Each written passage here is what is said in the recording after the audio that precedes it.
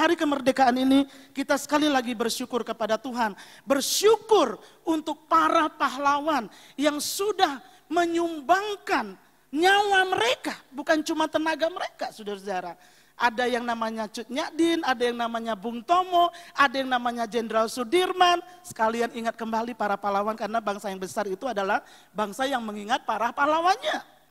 Soekarno, ada Muhammad Hatta, ada Ki Hajar Dewantara, ada Raden Ajeng Kartini, ada Patimura yang dari Maluku, saudara-saudara. Nama aslinya Thomas Matulesi atau dikenal dengan nama Kapitan Patimura, seorang yang lahir pada 1783 di Pulau Saparua.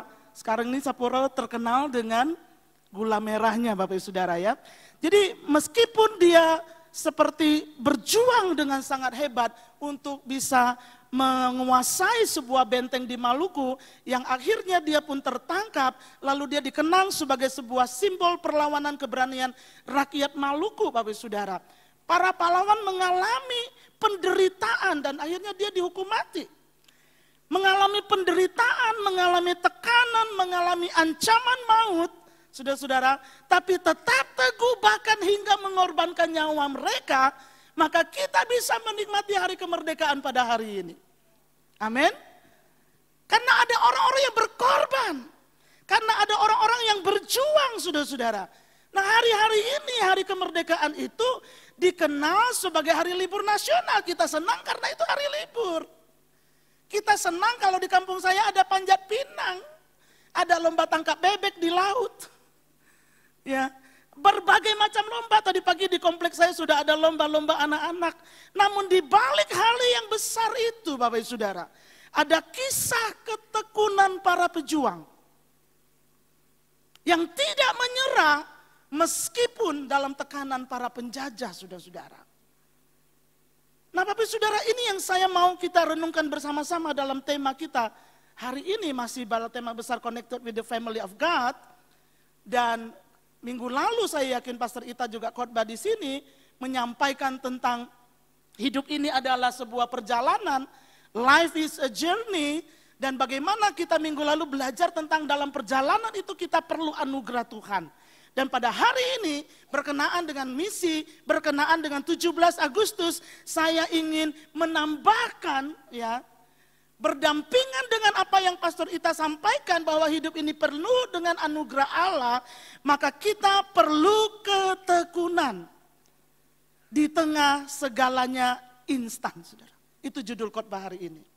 Nah, saudara, ketekunan adalah nilai yang penting untuk sebuah perjalanan rohani yang menang. Yang mau menang katakan amin. Harus tekun, tapi hari ini karena kita hidup dengan hari-hari dan generasi yang serba instan. Siapa kalau Bapak Ibu Saudara pesan online, ada yang setengah jam, ada yang 1 jam. Saudara.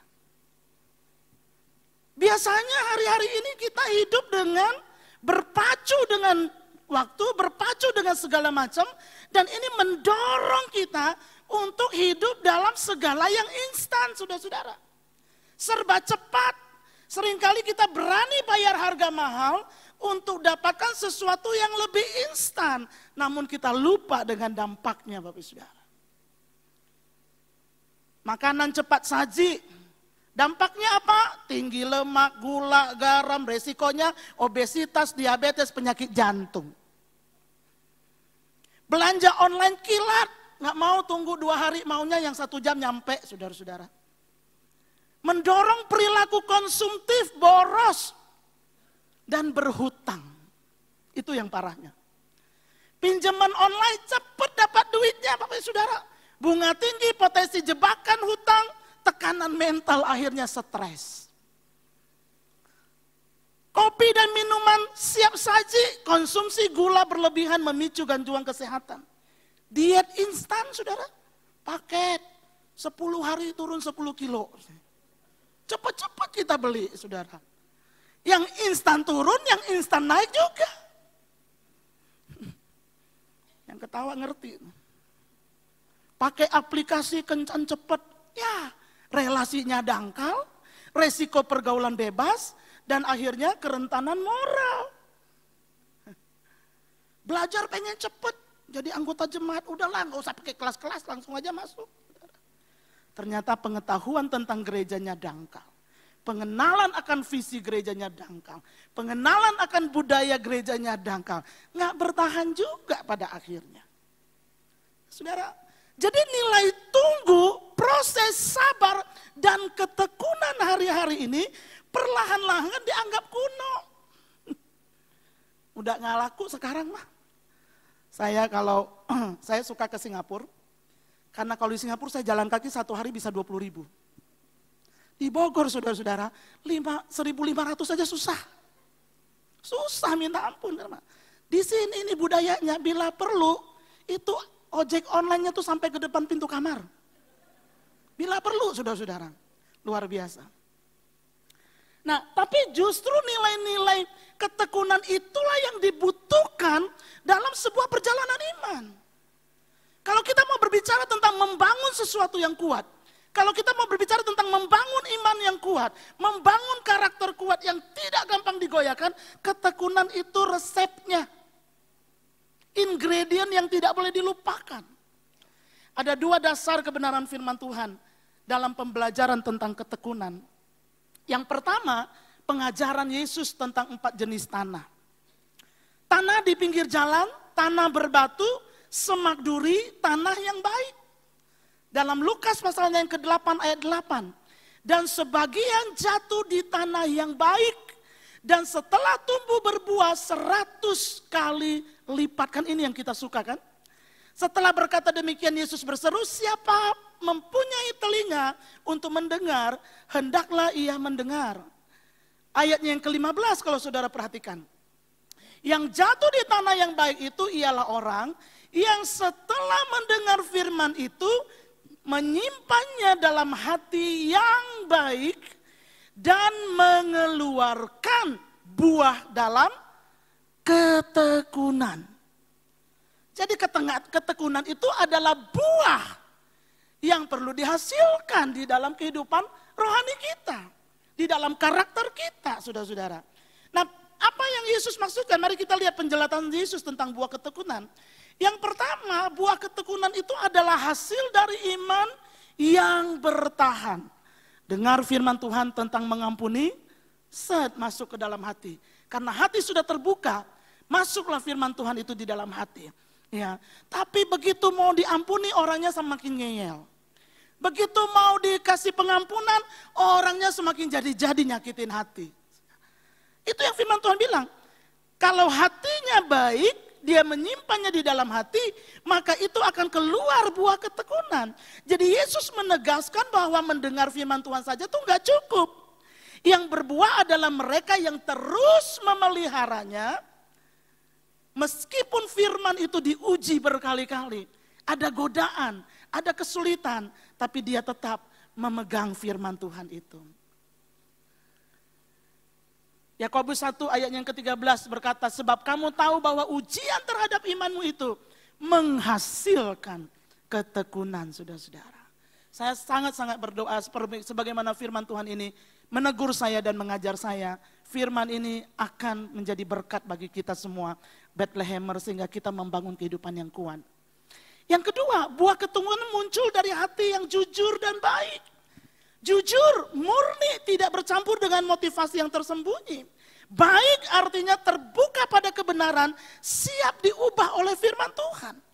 Jadi yang dimaksud dengan hati yang jujur dan baik itu mengacu kepada sikap yang sangat reseptif. Seperti spons. Saudara tahu spons, ibu-ibu yang cuci piring ya. Nah, besok-besok kalau pencet spons ingat ini. Seperti itulah hati kita. Waktu kita peres, airnya keluar. Tapi waktu kita pegang spons itu, lalu kita celupkan ke dalam air, dia langsung nyerap. Itulah reseptif. Itulah hati yang terbuka untuk menerima. Hati yang jujur, mengacu kepada sikap yang reseptif, yang tulus, terbuka untuk mendengar dan menerima firman Tuhan yang menuntun pada pertumbuhan rohani dan menghasilkan buah. Dan ini berarti kesediaan untuk menegarkan. Kesediaan untuk mendengarkan. Kalau lagi ada di dalam ruang ibadah, lagi khotbah, ya dengarkan. Pastor Ita minggu lalu bagus sudah mengingatkan ya. memahami dan menanggapi firman Tuhan dengan kerendahan hati dan dengan ketekunan. Tanah hati inilah yang membuat firman itu akan berakar di dalam kehidupan kita. Yang ketiga, penjelasan Yesus. Buah ketekunan itu adalah kehidupan yang menggenapi maksud Tuhan. Dalam konteks perumpamaan, buah melambangkan kehidupan yang menghasilkan kebenaran. Apa itu kebenaran? Buah ketekunan itu sendiri. Saudara, ketekunan itu ketekunan kita nggak ada pada Tuhan. Halo? Tapi itu harus dihasilkan oleh hati yang jujur dan baik tadi. Tuhan nggak punya hati Yohana yang tekun tuh nggak ada dia. Tapi Tuhan memberikan firman-Nya, saya harus menanggapinya, menghidupinya, maka buah ketekunan akan keluar dari dalam hidup saya. Nah, bagian firman yang kedua yang menjelaskan tentang ketekunan, itu adalah Rasul Yakobus. Yakobus 5 ayat 10-11. Saudara-saudara, turutilah teladan penderitaan dan kesabaran para nabi yang telah berbicara demi nama Tuhan. Sesungguhnya kami menyebut mereka berbahagia, yaitu mereka yang telah bertekun. Kamu telah mendengar tentang ketekunan Ayub, dan kamu telah tahu apa yang pada akhirnya disediakan Tuhan baginya. Karena Tuhan Maha Penyayang dan penuh dengan belas kasihan. Nah, kalau saudara perhatikan, surat Yakobus ini dituliskan kepada orang-orang Kristen Yahudi yang tersebar karena penganiayaan. Mereka menghadapi ketidakadilan, mereka menghadapi kemiskinan, mereka menghadapi tekanan sosial dan penderitaan yang sangat luar biasa. Dan Yakobus mengajak mereka untuk tidak menyerah, tetap hidup benar dan menantikan pertolongan Tuhan. Dan dalam kata yang ditunjukkan dalam ayat 10 tadi, ada sebuah kata kerja imperatif namanya, yaitu sebuah kata kerja yang dibubuhi dengan lah, turutilah. Ada tekanan, namun di situ juga ada perintah yang halus. Teladani para nabi, bukan orang-orang yang ada di dalam dunia yang tidak mengenal Tuhan. Teladani para nabi, bukan orang-orang yang cepet-cepetan sekarang ini, yang tidak tahu kebenaran. Teladanin para nabi ketika kita menghadapi kesusahan. Orang-orang lakukan ini dan itu untuk mendapatkan hasil yang kilat. Tuhan bilang jangan contoh mereka. Teladanin para nabi. Saya coba mencari, ada banyak nabi yang hidup dalam ketekunan. Daniel tetap setia berdoa walaupun disuruh berhenti. Dia tetap berdoa. Hosea taat menjalani pernikahan simbolik dengan Gomer demi menyatakan kasih Tuhan kepada umatnya. Elia terus menegakkan kebenaran di tengah-tengah kebobrokan rohani yang terjadi pada zaman Ahab dan Isabel. Mika berani menyampaikan kebenaran walau berbeda dan nabi-nabi palsu dan beresiko untuk dihukum. Zakaria menguatkan umat Allah untuk terus membangun rumah Tuhan walaupun begitu banyak tantangan dan halangan. Saudara. Banyak nabi-nabi yang tekun Bapak Ibu Saudara. Dan secara spesifik Yakobus menuliskan tentang seorang tokoh yang namanya Ayub yang menjadi lambang daripada orang yang tetap bertahan dalam kesusahan sepanjang sejarah umat manusia sampai hari ini. Ayub terkenal dengan itu. Ayub menderita sangat luar biasa. Dia menderita secara fisik. Dia kehilangan kekayaannya dalam satu hari. Dia kehilangan anak-anaknya. Bahkan ditinggalkan oleh istrinya. Tetapi ia tetap tidak menyerah dan tetap percaya kepada Tuhan. Apa yang Yakobus sedang tekankan Bapak Ibu Saudara, bahwa ketekunan itu bukan hanya sekedar bertahan, tetapi tetap percaya, setia dan aktif hidup di dalam kebenaran. Bukan cuma sekedar bertahan. Nah, kalau kita lihat penjelasan dari Rasul Yakobus ini, yang pertama, ketekunan adalah ketaatan di tengah penderitaan. Dia mengajak kita untuk mencontoh para nabi. Mereka dipanggil untuk menyampaikan firman Allah. Mungkin Bapak Ibu Saudara, waktu kita menyampaikan kesaksian, waktu kita mendorong orang kayak antara mau dengar nggak mau dengar gitu kan. ya udahlah dengerin daripada nanti dia jadi tersinggung. Tapi dia nggak ngapa-ngapain. Saudara ngomong 10 kali dia nggak ngapa-ngapain. Saudara ngomong 100 kali dia nggak ngapa-ngapain. 1000 kali dia nggak ngapa-ngapain. Puluhan tahun tetap orangnya seperti itu. Kita perlu terus tekun, amin. Kalau memang itu Tuhan yang panggil kita untuk melakukannya, kita perlu terus. Ketekunan berarti tetap melayani, berjalan dalam panggilan, meski hasilnya belum kelihatan. Belum kelihatan, saudara-saudara. Yeremia menyampaikan firman Allah kepada umat Allah pada waktu itu, saudara-saudara, ditolak. Bahkan mereka memasukkan Yeremia ke dalam perigi sumur. Sumurnya tuh bukan sumur air, sumur lumpur, Bapak Ibu Saudara. Tapi Yeremia memberikan sebuah teladan. Dia terus menyampaikannya. Dia terus menyampaikannya. Dia terus menyampaikannya. Apa yang Tuhan panggil kita hari ini untuk kerjakan, Bapak Ibu Saudara? Pelayanan apa yang Tuhan panggil kita untuk kerjakan? Bertekunlah sampai akhir. Karena akhirnya ada upah, kata firman Allah. Amin. Kita suka upah, tapi kita nggak suka prosesnya, saudara. Mari hari ini set hati kita. Tuhan, saya bayar harga untuk prosesnya, saya tahu ada upahnya. Enggak perlu diminta upahnya, dia datang sendiri. Ketekunan membentuk karakter dan membuka rencana Tuhan. Saudara perhatikan, ketekunan, Ayub 42 ayatnya yang kelima akhirnya berkata, hanya dari kata orang saja aku mendengar tentang engkau, tetapi sekarang mataku sendiri memandang engkau. Saudara. Tekun membentuk karakter kita. Saudara tahu, ketika kita tekun berdoa, itu membuat kita menjadi orang yang lebih sabar. Halo? Ketika kita tekun melayani, itu membuat kita lebih rendah hati.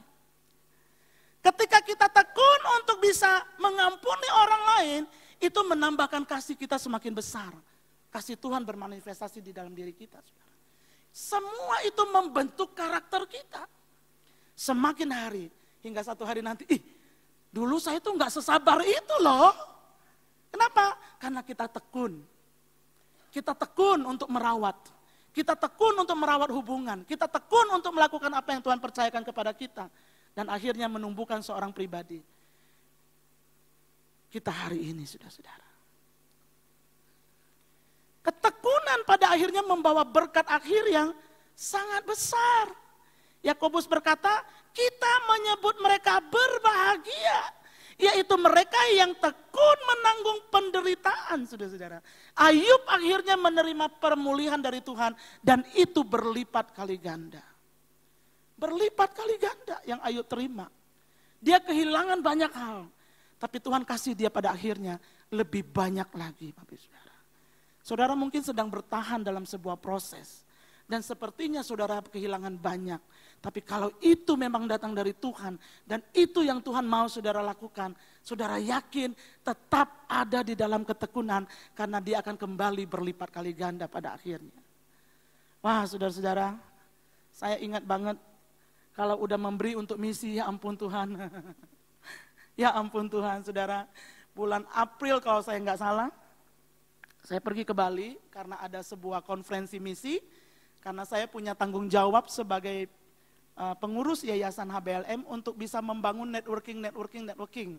Jadi kalau Bapak Ibu Saudara lihat saya pergi-pergi, ya bukan karena saya jalan-jalan, tapi itu memang PR-nya yang harus dikerjakan. Lalu di dalam pertemuan terakhir malam hari itu ada acara namanya Gala Dinner, saudara-saudara, yang menyelenggarakan ada satu yayasan misi di Bali, ya. Lalu saya diundang, terus dia bilang, Pastor Yohana nanti ada malam Gala Dinner. Oke, puji Tuhan ya. Akhirnya ikutlah Gala Dinner. Ternyata setelah acara Gala Dinner itu ada kartu seed of faith yang ditebarkan. Dan saya sudah kasih seed of faith untuk Gereja Bethlehem, saudara-saudara. Duit saya juga bukan nyetak duit, pas-pasan juga. Lalu saya berdoa, Tuhan bukan kehendakku yang jadi. Tapi Tuhan berbicaralah kepadaku. Berapa yang Tuhan mau saya tulis, ya. Lalu saya tuliskan satu angka dan saya berikan langsung pada malam itu. Saya berikan, saya setor kartunya, saya kasih uangnya Bapak Ibu Saudara. Seolah-olah rugi amat ya, mendingan aku kasih ke HBLM, betul nggak? Secara manusia kita berpikir, kayaknya double gitu ya Bapak Ibu Saudara. Saudara mau tahu?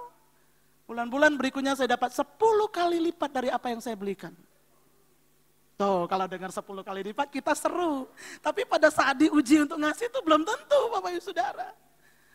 Tapi saya percaya segala sesuatu kalau Tuhan perintahkan kita untuk lakukan, Dia tidak pernah berhutang sama siapapun juga. Amin Bapak Ibu Saudara. Makanya Galatia pasal 6 ayat 9 berkata, janganlah kita jemu-jemu berbuat baik, karena apabila sudah datang waktunya, kita akan menuai jika kita tidak menjadi lemah. Karena itu selama masih ada kesempatan bagi kita, marilah kita berbuat baik kepada semua orang, tetapi terutama kepada kawan-kawan kita yang seiman. Ada dorongan dari Rasul Paulus melalui tulisannya kepada jemaat yang ada di Galatia. Jangan jemu-jemu, artinya apa? Tekun lakukan kebaikan, tekun lakukan kebenaran. Karena kalau kita tidak menjadi lemah, maka kita akan menuai. Saudara, malam hari ini harga yang dibutuhkan untuk sebuah ketekunan ada 4T, saudara. 4 triliun, bukan. 4T ya. T yang pertama, saudara-saudara, tahanlah godaan untuk hasil instan, bangun kehidupan yang berakar, saudara-saudara. Tahan. Kalau lagi pengen cepet dan kita tahu itu bukan itu yang Tuhan maksud, ya. Tahan godaan untuk dapatkan sesuatu yang instan. Kalau memang prosesnya harus dijalankan. Doa, pelajari firman Tuhan. Proses-proses ini memang membutuhkan ketekunan. Saya pernah terjebak Bapak Ibu Saudara. Pernah terjebaknya begini. Bangun pagi, kalau WPDA, Alkitab baca, handphone buat nyatet, nulis. Karena saya punya jurnal. Ya. Lalu waktu saya kuliah, saya dapati ada aplikasi-aplikasi yang bisa bacain saya. Sambil nyetrika, dia bacain saya ayat firman Tuhannya. Ya. Baca aja selewat, 1 hari bisa 20 pasal. Baca selewat, cepat kan itu. Cuma mau beresin Kejadian sampai Wahyu. Tapi akhirnya saya menyadari, itu tuh tidak dalam. Halo? Tidak dalam. Tetap dibutuhkan yang namanya buka Alkitab, coret-coret Alkitabnya, kasih tanda, lalu bikin catatan. Karena itu yang masuk ke dalam. Ada begitu banyak tawaran di dalam dunia ini yang instan, saudara-saudara. Tapi hati-hati. Hati-hati. Saya sangat diberkati ketika bulan Juni kemarin, mimpin grup dari San Francisco ke Sulawesi, Bapak Ibu Saudara. Dalam grup itu saya berkesempatan untuk sama-sama mereka setiap pagi, tidak terlewatkan 1 hari pun. Setiap pagi selama 1 jam, semua datang ke kamar kami karena saya kamar leader sama pemimpinnya. Ya, datang ke kamar kami, masing-masing bawa Alkitab, buset. Bawa Alkitab buku. Yang Pastor Elisa pernah minta waktu itu ada buku 365 hari Alkitab itu loh. Itu Alkitab yang seperti itu. Udah gede, berat saudara. Itu yang mereka bawa, saya langsung ya Tuhan ampuni saya. Sepertinya kita ini sekarang pengennya cepat. Ya, ibadah 1,5 jam, yes. Begitu lama sedikit udah kayak cacing kepanasan. Kelihatan dari mimbar. Makanya saya lepas kacamata supaya saya tidak terdistraksi dengan yang tidur, saudara. Enggak. Kacamata ini cuma bisa buat lihat jauh. Kalau deket tuh mesti digoyang-goyang gitu, saya ribet. Udahlah saya baca ini aja. Ada banyak distraksi. T yang kedua, tetaplah berdoa dengan setia meski belum melihat hasil. Karena hasil doa itu tidak selalu iya, tidak juga selalu tidak. Tapi kadang-kadang sering lebih banyak suruh nunggu. Jadi kalau kita nggak nunggu, kita nggak dapat apa-apa, saudara-saudara. Berdoa. Saya jadi ingat Bapak Ibu, 1,5 tahun yang lalu, saya dikasih tahu, Pastor Yohana, nanti saya ketemukan dengan bos ini ya, katanya kayak gitu. Nanti bawa program-program HBLM. Siapa tahu dia mau bantu katanya kayak gitu. Tolong dipresentasikan. Akhirnya dijanjiin lah, saya pergi lah sama Pastor Arif waktu itu di Pondok Indah. Ya, ada sebuah kantor di sana. Ketemulah kami di situ, lalu saya mulai presentasikan HBLM itu ada apa aja gitu. Karena ini bukan jemaat kita Bapak Saudara. Dia pengusaha besar ya, usahanya tuh udah triliunan lah gitu ceritanya. Jadi sudah presentasi dia bilang begini, Pastor Yana, kalau setiap bulan saya kasih HBLM 50 juta, bisa nggak dibantu untuk mendistribusikan buat hamba-hamba Tuhan? Wah, sebenarnya Bapak Ibu kita nggak perlu 50 juta kalau untuk hamba-hamba Tuhan karena budgetnya cuma 17 jutaan gitu saudara ya. Tapi karena demi untuk mengakomodir mimpinya dia, saya bilang oke, nggak apa-apa bisa gitu. Apa kesimpulan kita Bapak Ibu saudara? Ya nanti segera direalisasikan. Saya tunggu sampai saya nggak mau tunggu lagi. Nggak ada pergerakannya. Sampai yang nemuin tuh nggak enak banget sama saya. Aduh kalau lihat Pastor Yohana saya merasa berhutang deh. Udah dikirim belum duitnya? Belum. Udah dikirim belum? Belum. Saya juga gregetan tuh sama dia katanya gitu kan saudara-saudara. Tapi di HBLM setiap jam 8.30 pagi kita ada doa hari Sabtu. Setiap kita selalu berdoa. Ini pekerjaan Tuhan bukan pekerjaan manusia. Sudah 1 tahun yang lewat setengah itu Bapak Ibu Saudara. Kemarin tiba-tiba waktu saya di Ternate. Ada WA masuk, cek, dapat transferan kita Bapak Saudara. Ya enggak sebulan 50 juta ya, jangan dibayangkan itu ya Bapak Saudara. Tapi intinya sampai tahun depan kita sudah punya dana untuk menolong 34 hamba-hamba Tuhan. Hamba-hamba Tuhan yang dibantu di program HBLM itu cuma 7, enggak sampai 10 Bapak Saudara.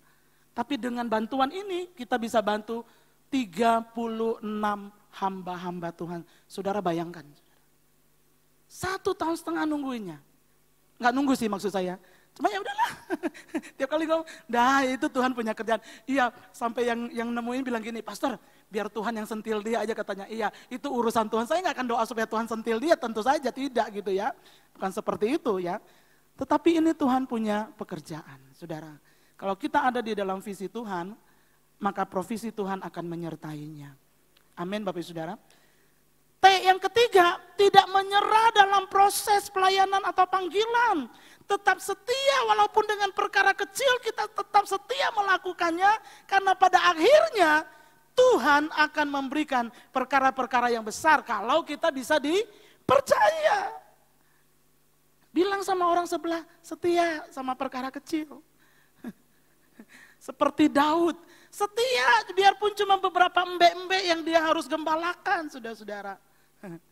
Saya kemarin baru ketemu dengan seorang ibu gembala di Kuala Lumpur dari India, Bapak Ibu Saudara. Lalu di tradisi orang India itu namanya, untung nggak di sini ya CEP ya. Di tradisi orang India itu namanya ibu gembala, tugasnya cuma masak. Masak. Hari Minggu masak buat pengerja nggak ada tuh. Pastor Desi kita nggak usah pesen-pesen paket, itu ibu gembala yang masak tuh. Kalau di India. Jadi ibu ini terjebak dengan pekerjaan masak. Lalu ditambah dengan suami yang hobi bawa orang pulang makan di rumah. Rumahnya kecil tapi sering terima tamu. Ibu ini tambah masak. Sampai satu hari dia kesel luar biasa, dia marah luar biasa. Dia bilang, "Enggak, Tuhan, cukup sudah," katanya seperti itu. Tiba-tiba ada orang bawa bingkisan. Terus waktu dia berdoa, Tuhan bilang, "Buka bingkisannya." "Enggak mau. Aku udah bosan, aku udah capek, aku mau sudahan. Enggak mau lagi masak buat orang-orang." "Buka dulu bingkisannya," kata Tuhan. "Enggak mau, saudara." Dia marah-marah, tapi akhirnya dia buka bingkisannya. Begitu dia buka bingkisannya, sebuah pajangan.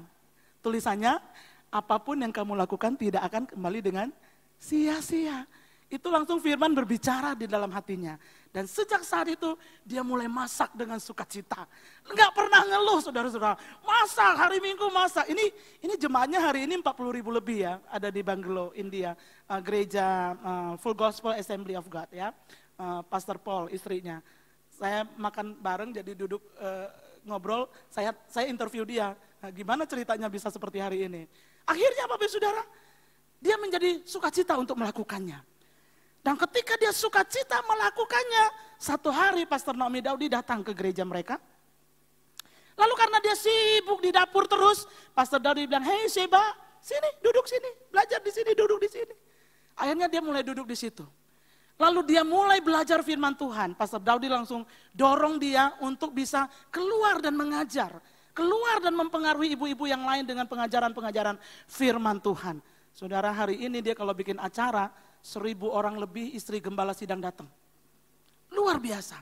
Dan dia mulai membuat terobosan-terobosan baru. Saudara lihat, dia bilang sama saya, "Pastor Yohana, bagaimana saya bisa mengatur pekerjaan yang besar ini?" Karena itu sekarang dia istri ketua BPP India ya. Jadi India itu gede banget kan Bapak Saudara. Bagaimana saya bisa mengatur semua itu? Karena saya belajar mengaturnya di dapur. Saudara, waktu dia pertama kali jadi ibu BPP, dia bikin acara, dia bilang sama gembala-gembala sidang, "Saya mau bikin acara komunitas, tolong istrinya diutus." Suami-suami gak seneng. Kenapa? Karena gak ada yang masak di gereja-gereja mereka. Lalu akhirnya dia terus mendorong, akhirnya ibu-ibu gembala sidang itu datang ke acara. Lalu di acara itu mereka dikasih spa. Mereka dilayanin, makanannya disuguhin. Banyak yang nangis karena tersentuh dengan pelayanan itu. Dan seumur hidup mereka belum pernah namanya ibu gembala dilayani seperti itu Bapak Ibu Saudara. Akhirnya terjadi kebangunan rohani yang luar biasa di Banglo. Dan hari ini mereka dengan 40.000 jemaat lebih. Dalam satu gereja kemarin ada 4 orang yang datang di dalam pertemuan. Dan itu sangat luar biasa. Dari perkara kecil. Tidak menyerah dalam proses pelayanan atau panggilan. Tetap setia dengan perkara kecil. Maka Tuhan akan bukakan jalan yang lebih luas lagi. Tanggung jawab yang lebih besar lagi. Yang keempat Bapak Saudara, tinggal dalam kasih Tuhan. Ingat bahwa dia penuh belas kasihan. Tinggal di dalam komunitas yang benar, komunitas yang membangun, bukan pergaulan yang menghancurkan, saudara-saudara. Pergaulan-pergaulan yang membawa kita jauh dari maksud Tuhan, jauh dari rancangan Allah. Tetapi tinggallah di dalam kasih Tuhan. Dalam semua proses, tetap pilih tinggal di dalam kasih Tuhan. Tinggal dalam kasih Tuhan itu artinya saya akan terus mengampuni. Tinggal di dalam kasih Tuhan itu artinya saya akan terus belajar untuk menerima. Tinggal di dalam kasih Tuhan itu artinya saya akan terus bisa berelasi dan membangun hubungan baik dengan orang dalam kasih Tuhan yang sempurna. Bukan berarti dibodohin terus, bukan Bapak Ibu Saudara ya. Kita belajar namun bukan dengan hati yang marah, dengan hati yang benci, tapi dengan hati yang penuh kasih dari Tuhan. 4T akan menolong kita untuk membangun nilai ketekunan saudara-saudara. Ingatlah bahwa Tuhan itu penuh dengan belas kasihan dan rahmat. Ketika kita lemah dalam menunggu, ingatlah karakter Tuhan. Waktu saudara sedang ada dalam proses hari-hari ini, sedang lemah, ingat ada kasih karunia Tuhan.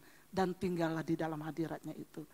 Saudara, saya menemukan sebuah kalimat akhirnya, ketekunan bukanlah kelemahan, tetapi kekuatan orang percaya karena tahu kepada siapa dia percaya. Saudara. Saya ingin akhiri dengan kesaksian dari William Carey, Bapak Misi Modern, ya. William Carey pergi ke India pada tahun 1793. 7 tahun pertama ia tidak melihat satu jiwa pun, enggak ada satu jiwa pun. 7 tahun pertama. Wah, saudara-saudara, kalau itu terjadi di gereja, sponsorin misionaris langsung suruh stop itu biasanya. Udah enggak usah sponsori, 7 tahun belum dapat jiwa. Enggak gampang Bapak Saudara. Di tengah-tengah keadaan bahasa asing, di tengah-tengah banyaknya penyakit, di tengah-tengah kemiskinan karena dia kehilangan keluarganya pada akhirnya pada meninggal. Kematian anaknya membuat pelayanannya itu sangat berat saudara-saudara. Sangat berat. Tetapi dia tetap tekun. Dalam situasi belum ada jiwa, dia tetap belajar bahasa. Dia tetap menerjemahkan Alkitab dan dia tetap melayani orang-orang Bapak Saudara. Sehingga akhirnya di akhir kehidupannya ia menerjemahkan seluruh Alkitab ke dalam beberapa bahasa India, mendirikan sekolah dan menanam gereja-gereja yang terus berkembang sampai hari ini. Saudara, buah ketekunan itu tidak selalu cepat, tetapi tetap datang pada waktunya. Catat baik-baik. Buah ketekunan itu tidak selalu terlihat cepat, tetapi tetap datang pada waktunya, saudara. Saudara mungkin pada hari ini sedang merawat jiwa. Ya. Aduh, ini satu bikin pusing. Kalau ingat dia sakit kepala. Bu Rianti ketawa tuh. Ya. Merawat jiwa itu nggak gampang, betul sekali. Itu membutuhkan ketekunan yang sangat luar biasa. Tapi kalau ada orang bisa bersaksi di depan banyak orang bahwa dia adalah buah pelayanan saudara, itu kebahagiaannya jauh lebih besar daripada memperoleh emas. Karena jiwa itu kekal sifatnya, Bapak Saudara. Menjadi orang tua rohani, melahirkan dan merawat. Ya, tekun membangun hubungan, saudara-saudara. Jaga lagi, rawat lagi, ingatin lagi, saudara. Aduh, saya belum mendapat kepercayaan dia, terus bangun hubungan sampai dapatkan kepercayaan supaya bisa merawat orang. Banyak kesulitan dan kesusahan. Sudah banyak uang yang ditaburkan, energi yang diberikan, sabar yang dikeluarkan. Tapi Tuhan mengajar kita tetap tekun. Kita akan pasti melihat kemenangan dari Tuhan jika kita tidak menjadi lemah. Amin Bapak Saudara. Kita bisa merayakan lebih meriah kemenangan karena sudah berperang. Kalau tidak berperang nggak bisa. Saya selalu ngomong sama teman-teman saudara sepupu kita ya, yang merayakan Lebaran. Puasa nggak kemarin? Enggak. Nah, apa yang dirayain kalau nggak puasa? Sama dengan kehidupan ini saudara. Apa yang kita sudah tabur? Apa yang kita mau rayakan saudara? Jangan cuma orang sebelah kita merayakan, kita pun mau merayakan karena ketekunan kita. Amin Bapak Ibu. Versi dunia, orang yang menang adalah orang yang tercepat. Tapi versi kerajaan sorga, orang menang adalah mereka yang tidak berhenti berjalan sampai garis akhir. Yakobus 1:12, berbahagialah orang yang bertahan dalam pencobaan. Sebab apabila ia sudah tahan uji, ia akan menerima mahkota kehidupan yang dijanjikan Allah kepada barang siapa yang mengasihi dia. Mari datang kepada Tuhan pada sore hari ini, saudara. Apakah ada area di dalam kehidupan kita yang ketekunannya sedang diuji, Bapak Ibu Saudara? Adakah area kehidupan kita yang sedang diproses? Ketekunan dalam memberi, ketekunan dalam mengampuni, ketekunan dalam mengasihi, ketekunan dalam berdoa, ketekunan dalam mempelajari firman Tuhan, ketekunan dalam datang beribadah, mengikuti semua fasilitas yang disediakan untuk pertumbuhan rohani kita. Apakah hari-hari ini ketekunan kita sedang diuji? Ketekunan untuk hidup kudus. Ya, bertahannya cuma seminggu, minggu depan udah berdosa lagi. Apakah ada ketekunan yang sedang diuji di dalam kehidupan kita, saudara-saudara? Mari datang kepada Tuhan pada sore hari ini. Biar Roh Kudus akan menjamah kita. Datang kepada Dia, datang kepada Dia, akui kepada Dia. Tuhan, ketekunanku sedang diuji hari-hari ini. Haleluya, haleluya. Kalau ada area di dalam kehidupan kita yang sedang diuji, sampaikan kepada Tuhan, berdoa kepada Tuhan. Tuhan, biar Roh Kudus menolong saya untuk tekun di area ini. Dalam nama Tuhan Yesus, dalam nama Tuhan Yesus, dalam nama Tuhan Yesus. Sementara saudara berbicaralah kepada Tuhan, mari datang kepada Tuhan dalam hati yang menyembah kepada Dia, hati yang memperkatakan bahwa Dia Allah menyertai kehidupan kita. Ibrani 12 ayat 2 dan 3. Marilah kita melakukannya dengan mata yang tertuju kepada Kristus, yang memimpin kita dalam iman dan yang membawa iman itu kepada kesempurnaan, yang dengan mengabaikan kehinaan tekun memikul salib ganti sukacita yang disediakan bagi Dia yang sekarang duduk di sebelah kanan tahta Allah. Ingatlah selalu akan Dia, ingat selalu akan Dia yang tekun menanggung bantahan yang sehebat itu terhadap dirinya dari pihak orang-orang berdosa, supaya jangan kamu menjadi lemah dan putus asa. Malam hari ini tidak ada cara lain kita mempertahankan ketekunan kecuali dengan cara memandang kepada Yesus. Dia adalah teladan sempurna dalam ketekunan.